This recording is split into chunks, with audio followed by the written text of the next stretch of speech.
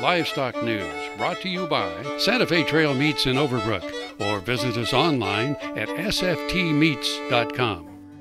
Good morning and welcome back to the show. We're at the 100th KLA conference here in Wichita. We're joined by Dee. Thanks for joining us this morning. You bet. Glad to be with you. 100 years.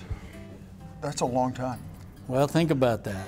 100 years ago, not very many operations had a telephone or a pickup, and KLA was already 18 years old when they started having conventions in 1913 in Topeka. 92 of them have been here in Wichita since then. A lot of things have changed in that period of time. The industry, just in general, seems like it evolves every year. There's a different issue. This year being, of course, input cost and drought for the last 2 years. The years before that, issues with consumers and the downturn in the economy. It seems like the beef industry never catches a break.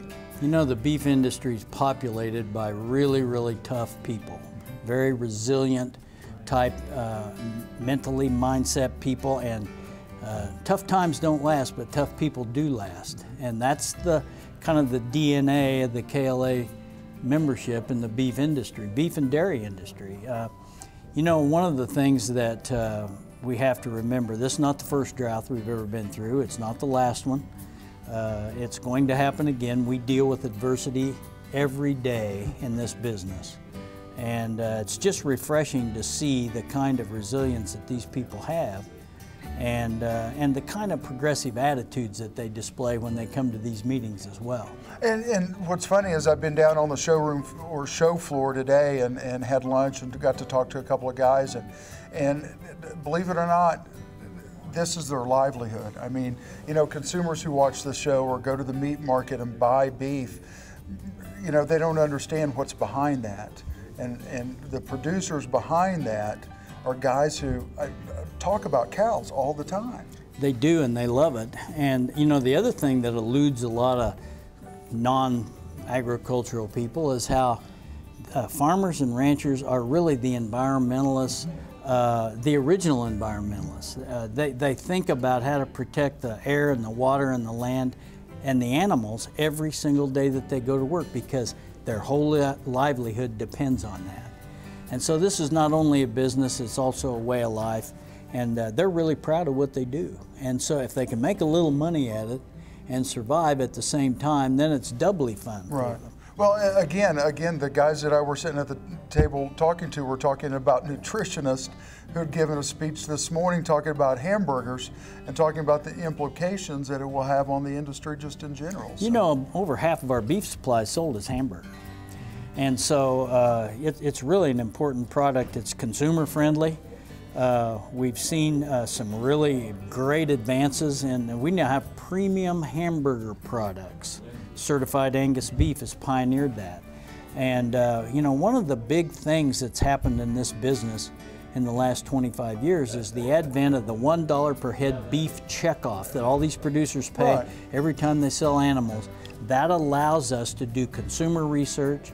It allows us to give the facts about beef to health professionals and consumers. And it also allows this industry to explore research that leads to new products, new microwavable, quick serve type products, highly nutritious, lean, diet friendly, heart friendly.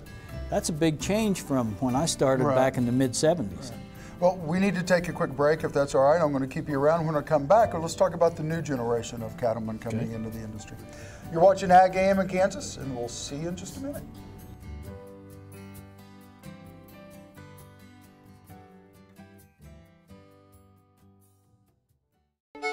Livestock News, brought to you by Santa Fe Trail Meats in Overbrook, or visit us online at sftmeats.com.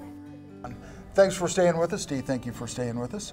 We're at the 100th KLA conference in Wichita, Kansas, and we're talking about the next generation of people coming into the beef industry. I mean, it's no secret that every sector of agriculture seems to be an aging sector of agriculture, but I think Kansas Livestock Association has done a really good job of bringing young people into it through the Young Stockman Academy.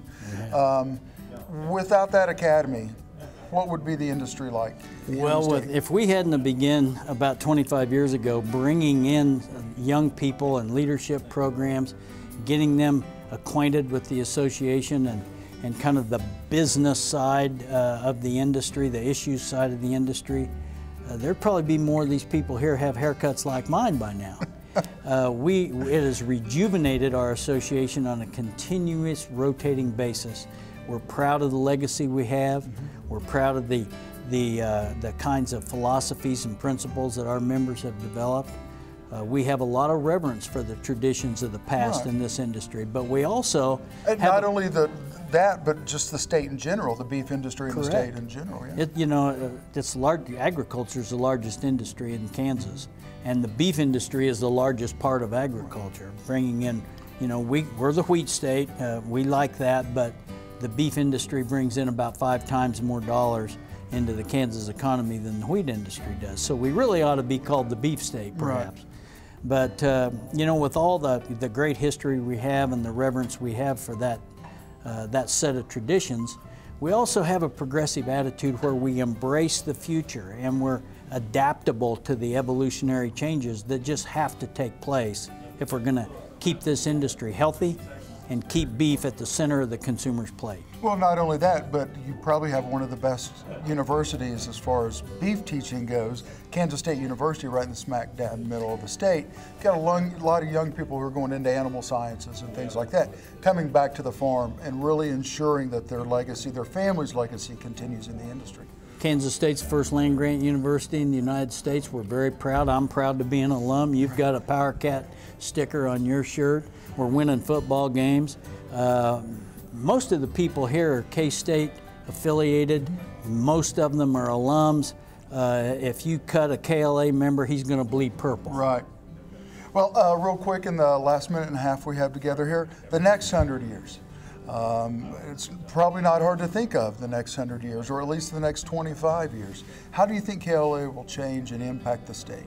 I can tell you this much, even though none of us have a crystal ball to know what issues we'll be facing 25 or 100 years from now, I can tell you this, the DNA of KLA is about progressiveness, it's about adaptability, it's not about trying to freeze the industry and keep it the way it was. There are organizations that seem to fight every new thing that come along. KLA didn't get to be 118 years old by fighting every new change that happened. And so if you look back at past KLA conventions, you see that there were some very, very progressive things said. KLA helped start the beef checkoff, the very first one in the late it was in 1918, 1919, in that period of time. Helped start the national checkoff. We helped begin our national association that we have today, National Cattlemen's Beef Association. Beef roots run really deep. They run very deep in Kansas, and it's one of the great legacies that we're all proud of. Dee, thank you for your time.